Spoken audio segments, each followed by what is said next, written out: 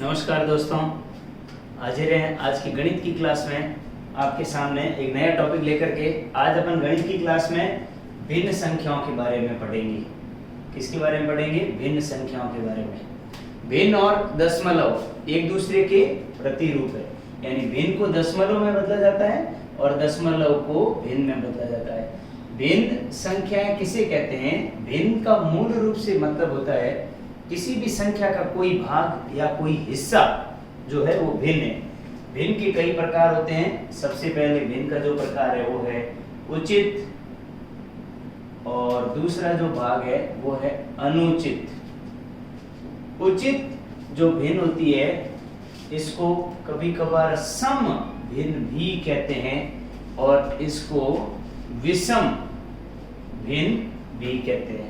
यानी सम भिन्न और विषम भिन्न, उसके बजाय उचित और अनुचित भिन्न जो है इन नामों का जिक्र ज्यादा किया जाता है। अनुचित भिन्न जो है इसको मिश्र भिन्न में बदला जाता है। अनुचित को मिश्र भिन्न में बदला जाता है। अच्छा, मिश्र भिन्न कौन सी भिन्न होती है? तो मिश्र भिन्न के अंदर एक संख्या पूर्ण संख्या होती है, जैसे 2 सही 1/2। इसमें 2 एक पूर्ण संख्या है और आधा 1/2 एक भिन्न है। यानी भिन्न के साथ में जब पूर्ण संख्या होती है ऐसी भिन्न को मिश्र भिन्न कहते हैं। उचित भिन्न वो होती है जिसका अंश छोटा और हर बड़ा होता है। 3/4 जैसे 5/7, ये सब उचित भिन्न है। और उचित भिन्न का जो मान है आप इसकी वैल्यू निकालेंगे, मान सदैव 1 से कम होता है। उचित भिन्न का मान सदैव 1 से कम होता है। आप कोई भी उचित भिन्न का जब मान निकालेंगे तो मान हमेशा 1 से कम आएगा। वैल्यू जो है वो लेस देन 1 होती है। 3/4 है, 5/7 है, 7/9 है, यानी कहीं न कहीं कैसी भी भिन्न है यदि उसमें अंश छोटा है और हर बड़ा है तो वो कैसी भिन्न होगी? उचित भिन्न। अब अपन अनुचित पे आते हैं। अनुचित भिन्न कैसी भिन्न होती है? वे भिन्न संख्याएं जिसका अंश बड़ा हो और हर छोटा हो। 9/5 और जैसे 11/3, इसी प्रकार से 17/7, ये सारी जो भिन्न संख्याएं हैं वो अनुचित भिन्न संख्याएं हैं। और अनुचित भिन्न को मिश्र भिन्न में बदला जाता है, मिश्र को अनुचित में बदला जाता है। अगर ये अनुचित भिन्न है इसको आप मिश्र में बदलेंगे तो किस प्रकार से बदलेंगे? 9 में 5 का भाग लगाएंगे। 9 में 5 का भाग लगाएंगे। 5 का जब भाग लगाएंगे तो एक बार भाग पूरा जाएगा, शेष बचे 4 और हर वही रहता है 1 सही 4/5। 1 सही 4/5। 9/5 का मिश्र भिन्न में जो रूप है वो 1 सही 4/5। इसको वापस इसमें कन्वर्ट करना है तो यहाँ कैसे करेंगे? 5 को 1 से गुणा करेंगे, 5 एकम 5 और 4 उसमें जोड़ देंगे। 5 में 4 जोड़े तो हो गए 9/5। जैसे इसको कन्वर्ट करना है तो 2 को 2 से गुणा करेंगे, 2 दूनी 4, 4 और 1 5/2। तो इस प्रकार से किसी भी अनुचित भिन्न को मिश्र भिन्न में बदला जा सकता है और मिश्र भिन्न को अनुचित भिन्न में बदला जा सकता है। इससे रिलेटेड प्रश्न जो है कई बार बहुत बड़ा क्वेश्चन आता है। 437/31 को मिश्र भिन्न में बदलो, को मिश्र भिन्न में बदलो। अब आपको इसमें बदलते समय क्या करना है? 437 के अंदर 31 का भाग लगाना है और भाग संक्रिया। अगर ऐसा सवाल रीट में आ सकता है तो आपको इसके लिए 31 का पहाड़ा एक बार गया, यहाँ पे बचे 2 और यहाँ पर 127। अब आप ध्यान दें 30 का 4 बार जाएगा, 3 चौक 12, 4 बार गया, 4 एकम 4 और 4 3 12, 124। शेष कितने बचे? 3। आपको इसको बदलना है, हर वही रहेगा। पहले ही बताया था कि हर 31 ही रहेगा। भागफल जो आया है यानी 14 जो आए हैं वो यहाँ पर लगेंगे। 14 सही 3/31। 14 सही 3/31, यानी 14 तो पूर्ण संख्या है, मतलब 14 बार भाग पूरा गया, उसके बाद 3 शेष बचे हैं और 31 इसका हर ऑलरेडी है, पहले से ही है, वही रहेगा।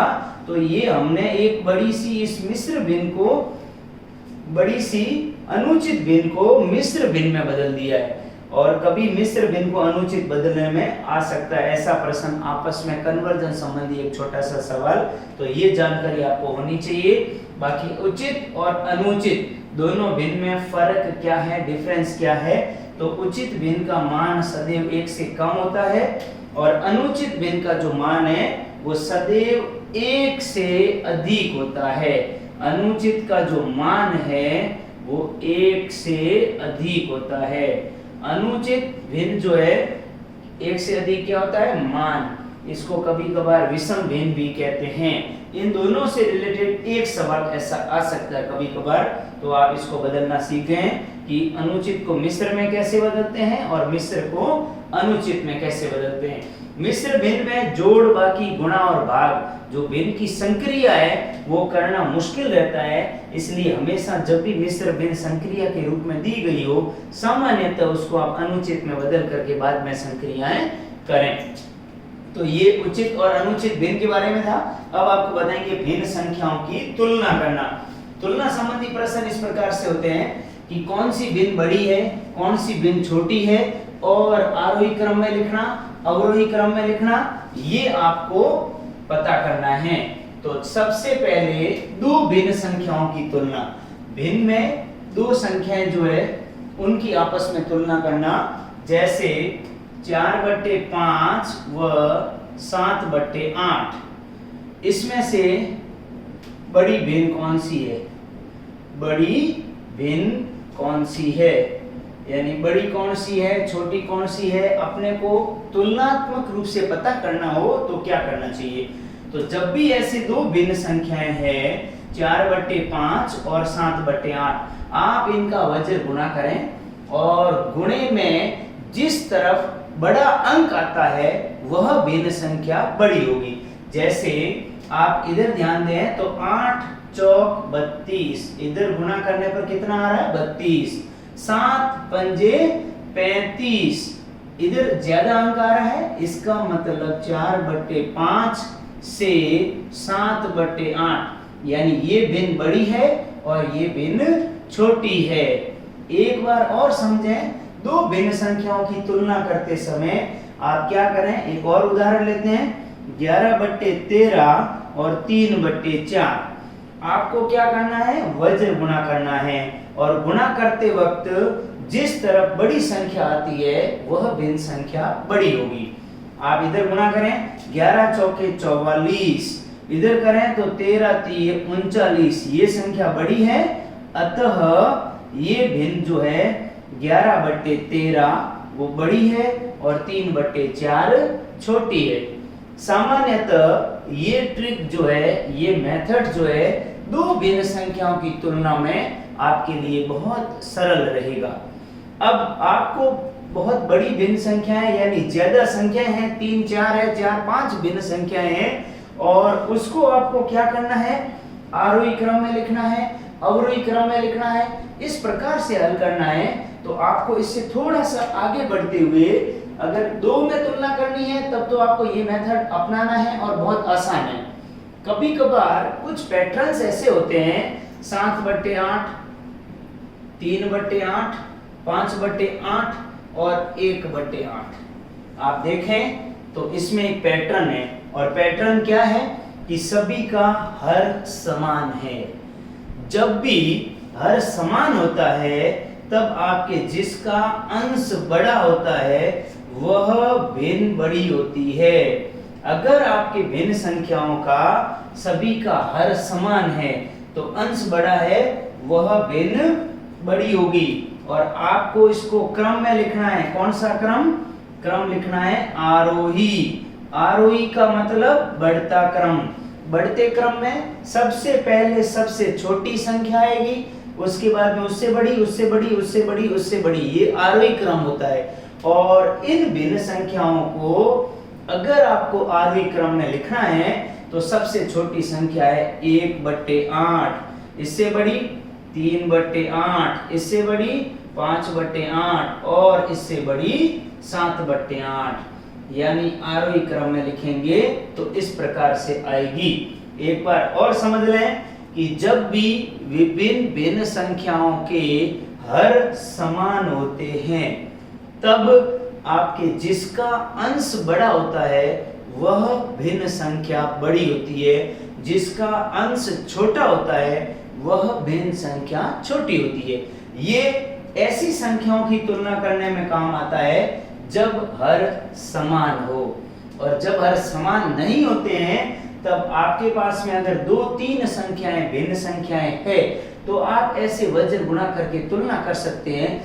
जिस तरफ गुणे का मान ज्यादा आता है वह भिन्न बड़ी होगी, जिस तरफ गुणे का मान ज्यादा आता है वह भिन्न बड़ी होगी। अब इसके बाद में अगले तरह के जो प्रश्न आते हैं वो इस प्रकार से आते हैं। ये तो छोटे स्तर पे तुलना संबंधी प्रश्न थे तो आप इनको लिख लें अच्छी तरीके से। अब अपन आगे चलते हैं। जब ऐसे सवाल नहीं आकर के कुछ अलग प्रकार का प्रश्न आता है जिसके अंदर ये लिखा हुआ होता है जो भिन्न संख्याएं होती है उनमें जैसे 3/4, 5/7, 2/3 और 9/11 को आरोही क्रम में लिखिए, आरोही क्रम में लिखिए या आरोही क्रम में जमाइए। यानी ये ऐसी संख्याएं हैं जिनमें ना कोई हर समान है ना कोई अंश समान है, ऐसा कुछ भी नहीं है। अब आपको इन भिन्न संख्याओं को छोटे बड़े विभेद करके आरोही क्रम बनाना है। तो ध्यान दें यहाँ पर आपको क्या करना है, जब भी ऐसा प्रश्न होता है तो आपको इस बड़े सवाल को जल्दी हल करने के लिए सबसे सरल तरीका यह है कि इनका मान दशमलव में बढ़ा दें।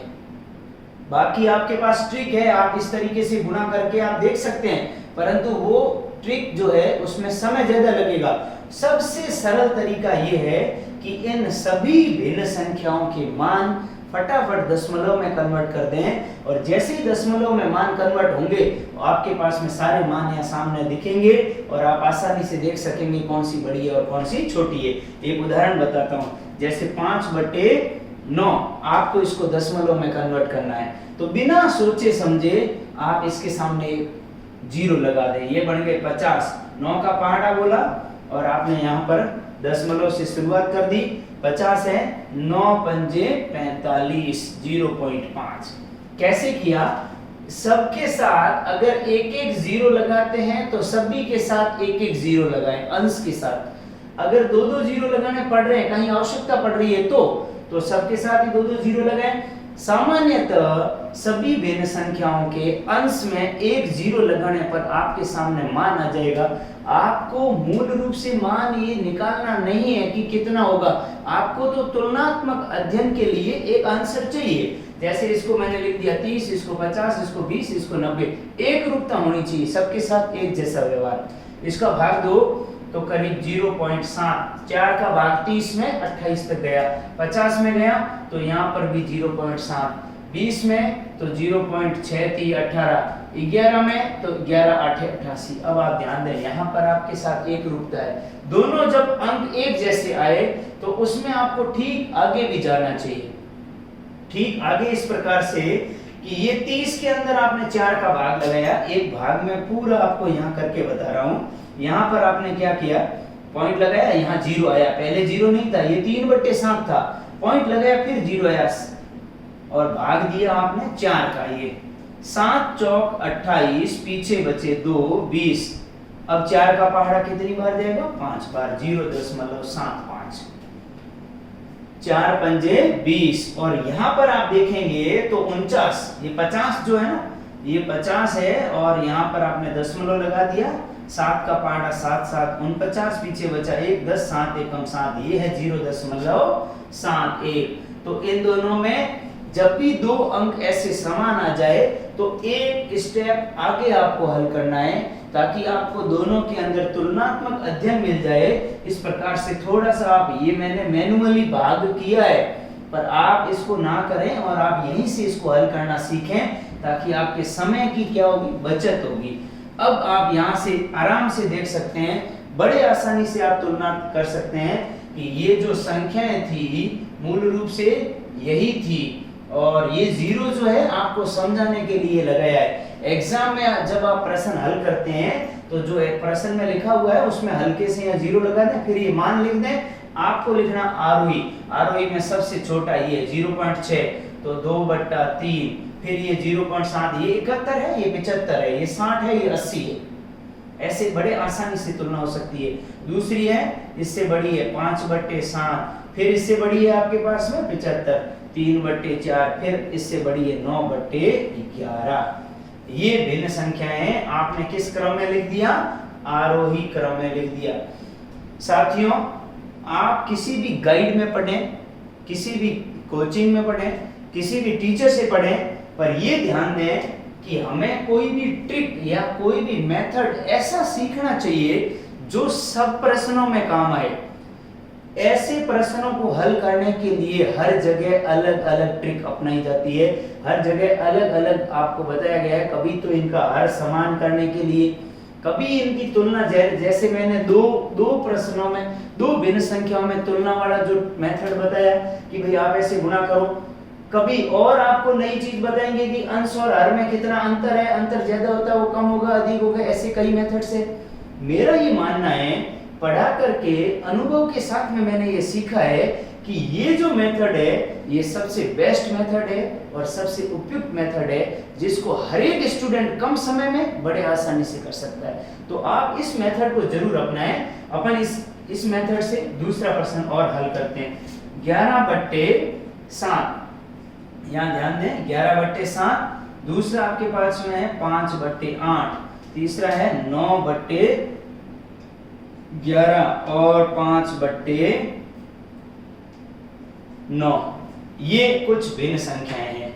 आपको इसको अवरोही क्रम में लिखना है। किस क्रम में लिखना है? अवरोही क्रम में आपको इसकी तुलना करनी है और अवरोही क्रम में इसको लिखना है।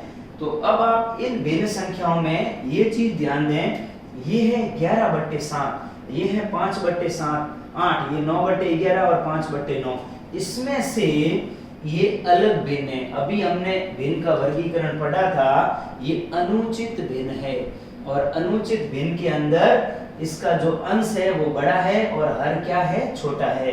तो ये जो भिन्न है, उचित भिन्न जितनी भी होगी उनसे हमेशा बड़ी ही होगी। सबसे बड़ी तो ये ही है 11/7। जब भी आपके पास में उचित भिन्न आ जाए तो उचित भिन्न और अनुचित भिन्न में विभेद करना हो, तब ध्यान दें अनुचित भिन्न सदैव उचित से बड़ी ही होगी, क्योंकि उचित का मान 1 से कम आएगा और अनुचित का मान 1 से अधिक होगा। तो ये सबसे बड़ी है, सबसे पहले यही आएगी। और इसको प्रूव करने के लिए अपन देख लेते हैं कि जैसे सबके पीछे एक एक जीरो लगा दिया और भाग दो, तो 110 में 7 का भाग दिया, 70 तक पूरा गया, 10 बार गया, 11 7 77, 12 7 84, 13 7 91 और 14 7 98 और 15 7 105। कितनी बार गया? 15 बार। मतलब एक तो पूरा है, पॉइंट तो लगेगा बट 1.5 आएगा। ये भी अगर आपको नहीं समझ में आता है तो ये जो आपने अनुचित भिन्न को पहले आप पूर्ण में इसमें थोड़ा सा इसको विभेद कर लें, और ये 11 है तो 7 एकम 7 और 4/7 इसको अलग ही रहने दें, और ये 1 पॉइंट अब आप यहाँ 40 कर दें, ये 50 है, ये 90 है और ये 50 है। अब इस 40 के अंदर 7 का भाग दें तो 1.40 के अंदर 7 का भाग लगाए तो 7 पंजे 35, इसका मान आया 1.5। अब यहाँ पर दिया तो 8 6 48, 8 का पारा 6 बार गया। 11 का इसमें दिया तो यहाँ पर 11 8 88, यहाँ पर दिया आपने तो 9 पंजे 45, 9 का भाग दिया 50 में, 8 का भाग दिया तो 6 बार। अब यहाँ क्लियर आ रहा है कि ये सबसे छोटी है, उससे बड़ी, फिर उससे बड़ी और सबसे बड़ी। आपको अवरोही क्रम में लिखना है, तो अवरोही क्रम के अंदर सबसे बड़ी भिन्न संख्या सबसे पहले आएगी। और बड़ी मैंने पहले ही बता दिया था कि अनुचित भिन्न जो है वो सबसे बड़ी होगी, इससे छोटी ये 1.5 है, अब ये छोटी आएगी 9/11। फिर इससे छोटी तीसरी ये भिन्न है 5/8 और चौथी में आ जाएगी लास्ट में 5/9। ये आधार है इसकी तुलना करने का, भिन्न संख्याओं की तुलना करने का। भिन्न और दशमलव इनकी तुलना संबंधी जो प्रश्न है वो आपके बिल्कुल रीट के अंदर बहुत ज्यादा आने की संभावना है। बाकी एग्जाम में ऐसा बड़ा सा प्रश्न आता है, ऑप्शन इस प्रकार से 4 ऑप्शन होते हैं, वहां बहुत बार लोग कंफ्यूज हो जाते हैं। तो सबसे बढ़िया तरीका जो मैंने बताया है भिन्न संख्याओं की तुलना करने का, तो ये दशमलव में कन्वर्ट करें, जीरो जब भी लगाएं तो एक रूपता से लगाएं और बाद में भाग दे करके पॉइंट में अगर समान अंक आते हैं तो आप उसको एक स्टेप आगे करके हल कर सकते हैं। कभी भी बीच में कोई अनुचित भिन्न आ जाए तो उसको पहले ऐसे एक पॉइंट में बदल दें। एक पॉइंट भी हो सकता है, 2.5 भी, जिस तरीके से जो भिन्न होगी उस पर निर्भर करेगा। अनुचित भिन्न उचित भिन्न से सदैव बड़ी होगी। तो इस प्रकार से ये भिन्न संख्याओं संबंधी आप प्रश्न हल कर सकते हैं। अब मैं एक प्रश्न बताता हूं जो पिछली रीट परीक्षा में आया था, ये दोनों आप नोट कर लें या इनका स्क्रीनशॉट ले लें ताकि आपको अच्छे तरीके से समझे बाद में। अब आगे चलते हैं अपन। इससे इसकी तुलना संबंधी एक प्रश्न आया था पिछली बार रीट में, जिसमें आपको क्या दिया गया था कि प्रतिशत, दशमलव और ये सारी चीजें मिक्स कर दी गई थी। मिक्स ऐसे की थी कि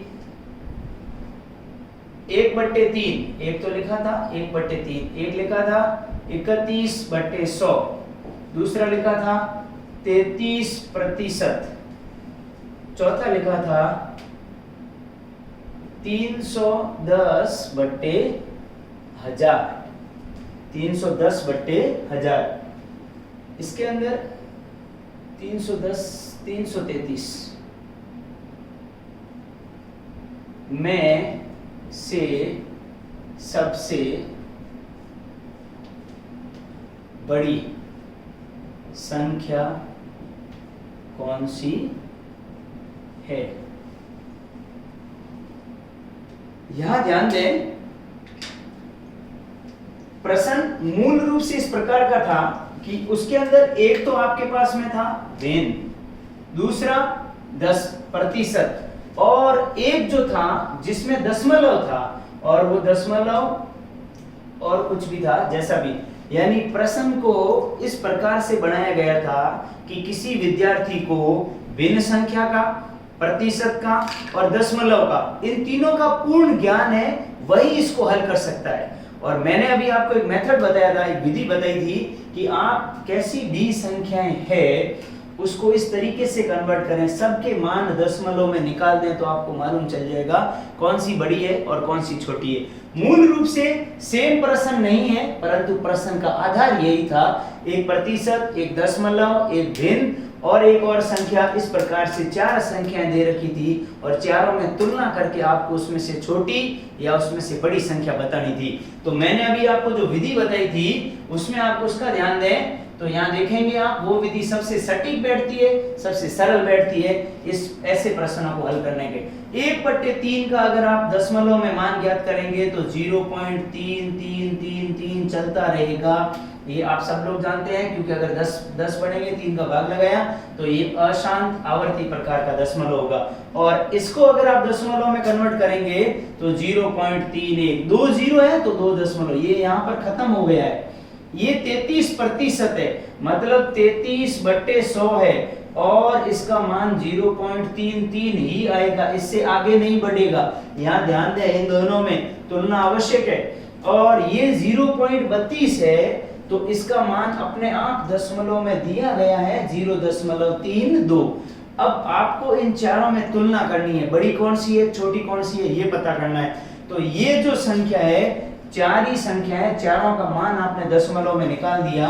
अब इसमें ज्यादा अंक है, इसमें कम है, कई जगह समानता है, 31, 32, ये 33, 33। तब आप क्या करें कि जैसे इस संख्या में सबसे ज्यादा अंक है, यहां तक अपन ने ले लिए, इसमें 3 अंक है दशमलव के बाद, इसमें भी 3 अंक बना दें, इसमें भी 3 अंक बना दें, इसमें भी 3 अंक बना दें। प्रश्न एग्जाम में इस टाइप का आता है कि बहुत ज्यादा अंकों में समानता होती है ताकि लोग कंफ्यूज हो और गलत करें। जब भी समानता है, यहाँ पर 3 अंक है, आपने इसमें एक 0 जोड़ दिया, ऐसा करने से इसके मूल मान में कोई परिवर्तन नहीं होगा। यहाँ पर भी एक 0 जोड़ दिया, यहाँ पर भी एक 0 जोड़ दिया, सभी में दशमलव के बाद में अंक है। अब आप बिना दशमलव के अगर देखें तो आपको बिल्कुल आसानी से दिख रहा है, ये 333 है, ये 310 है, ये 330 है और ये 320 है। सभी अंकों में बड़ी आसानी से विभेद हो रहा है और इसके आधार पे आप बता सकते हैं सबसे बड़ी, तो सबसे बड़ी संख्या है 1/3, ये सबसे बड़ी है। यहाँ पर अगर आपको प्रश्न में सबसे बड़ी पूछा जाए तो सबसे बड़ी तो होगी 1/3। अगर आपको सबसे छोटी पूछी जाए तो सबसे छोटी पूछी जाएगी 333, 310, 330, 320। 310 कौन सी संख्या है? 31/100, 31/100। और आपको पूछा जाए कि साहब आरोही क्रम में लिखो इसको, तो आरोही क्रम में सबसे छोटी पहले 31/100, फिर इससे बड़ी ये 310 है, ये 320 है, कौन सा? 0.32, फिर इससे बड़ी 330 यानी 33%, और फिर इससे बड़ी 1/3। ऐसे अलग अलग रूप में दी गई संख्याओं की तुलना आप इस मेथड से कर सकते हैं और ऐसा प्रश्न आपको कभी कभी एग्जाम में देखने को मिल सकता है।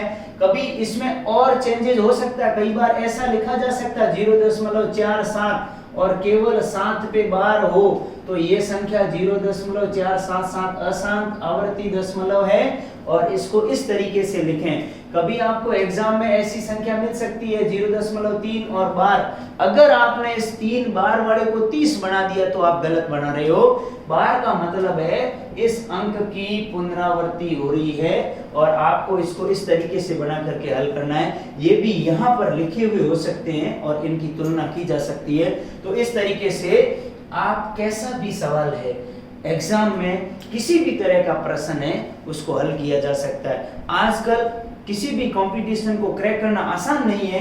एग्जामिनर हमेशा नई सोच के साथ आता है। पहले ऐसा ही आता था, सामान्य तो भिन्न संख्या है उसकी तुलना, अगली बार यहाँ भिन्न दशमलव प्रतिशत तीनों साथ दे दिया, अगली बार हो सकता है बार वाले नंबर दे दे।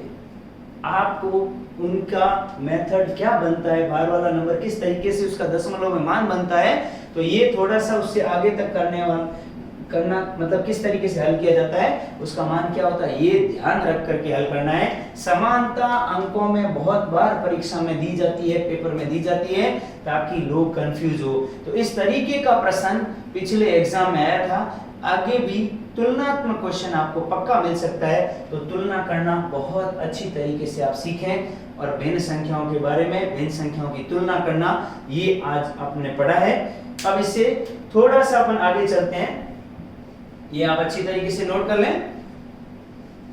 अब भिन्न के अंदर कई बार किसी भी एक भिन्न के 2 पहलू होते हैं और उसमें से अपने को एक का मान दिया गया होता है। वो इस प्रकार से होते हैं, जैसे कोई भिन्न संख्या है, मैंने लिखा 4/5, इसका दूसरा भाग 1/5 है। मतलब ये है कि कुल भाग 5 है और 5 में से 4 इधर है और 1 इधर है। यानी किसी बर्तन का ये 4/5 भाग जल से भरा हुआ है तो उसका खाली भाग कितना है, 1/5, ये खाली है। इसमें बहुत बार अपने को एक भाग का मान ही दिया गया होता है या एक भाग के बारे में ही कहा गया होता है, और ये ऐसे बड़े से आसान प्रश्न होते हैं जिनको हम क्या करते हैं कि समझ नहीं पाते हैं और उसको गलत कर बैठते हैं। यहाँ पे आप देखें तो इसका दूसरा हिस्सा बहुत बार छुपा हुआ होता है, इसकी वैल्यू दे देते हैं। एक और उदाहरण से समझें कि एक व्यक्ति के पास में अपने धन, कुल धन का 2/3 भाग खर्च कर दिया। एक व्यक्ति ने अपने कुल धन का 2/3 भाग खर्च कर दिया। इसके बाद उसके पास 1200 रुपए बचते हैं। मतलब 2/3 भाग खर्च करने के बाद में उसके पास 1200 रुपए बचते हैं, तो व्यक्ति का कुल धन कितना है। यहाँ ध्यान दें, ये तो खर्चा हो गया है, यहाँ पर 2/3 भाग खर्च हो गया है, तो कुल कितने भाग है, 3 में से खर्च कितने हुए, 2। पीछे कितना बचा? 1, यानी 1/3 भाग जो है वो बच गया है, जिसका मान है 1200 रुपए। और यहाँ पर किसी संख्या का, बहुत ही सरल है, किसी संख्या का 1/3 भाग 1/3 भाग 1200 है, तो संख्या क्या है? यानी आपको 1/3 भाग का मान दिया गया है उस संख्या के 1/3 का, यानी संख्या आपने कोई भी x ले ली, उसका 1/3 भाग कितना है? 1200। अब आपको इसका मान ज्ञात करना है, तो ये 1/3 भिन्न जो है बराबर के निशान की उस तरफ जाएगी। और नियम क्या कहता है? नियम ये कहता है कि अगर ये उस तरफ जाएगी तो भिन्न उल्टी होगी। 3/1 अंश हर और हर अंश में, क्योंकि गुणा भाग में बदलता है और भाग गुणे में बदलता है। 12×3 3600 रुपए। कुल धन कितना है? 3600 रुपए। ये सरल प्रश्न इस प्रकार से आते हैं। और ये जो सवाल है इसमें एक बर्तन का 4/5 भाग जल से भरा हुआ है, जल से भरा हुआ है। अभी इसमें और 15 लीटर द्रव भरा जा सकता है। 15 लीटर द्रव भरा जा सकता है। तो बर्तन की धारिता कितनी है? यहाँ धारिता का मतलब है कि उस बर्तन में कितना द्रव आ सकता है, टोटल कितना द्रव आ सकता है, यही प्रश्न है। अब यहाँ पर केवल मात्र एक भाग का जिक्र हुआ है, 4/5। किसी भी भिन्न का यदि एक भाग 4/5 है तो दूसरा भाग 1/5 है। अब प्रश्न को पढ़ के कई बार लैंग्वेज थोड़ी सी क्लिष्ट होती है, जिससे हमें ये मालूम नहीं होता है ये 15 लीटर जो द्रव है, यानी 15 लीटर मात्रा जो दे रखी है, वो किसका मान है? 4/5 का, 1/5 का, या कुल? कई बार ये कहा जाता है एक बर्तन में कुल 50 लीटर पानी आ सकता है, तब तो वो कुल उसकी धारिता होगी। यहाँ पर कुल धारिता तो ज्ञात करनी है, यानी बर्तन के अंदर टोटल कितना पानी आ सकता है ये तो ज्ञात करना है। 15 लीटर जो दिया गया है वो भरे हुए भाग का मान है या खाली का भाग का मान है? तो यहाँ पर आप देखें कि जो 4/5 भाग तो जल से भरा हुआ है, फिर भी अभी उसमें 15 लीटर द्रव और आ सकता है।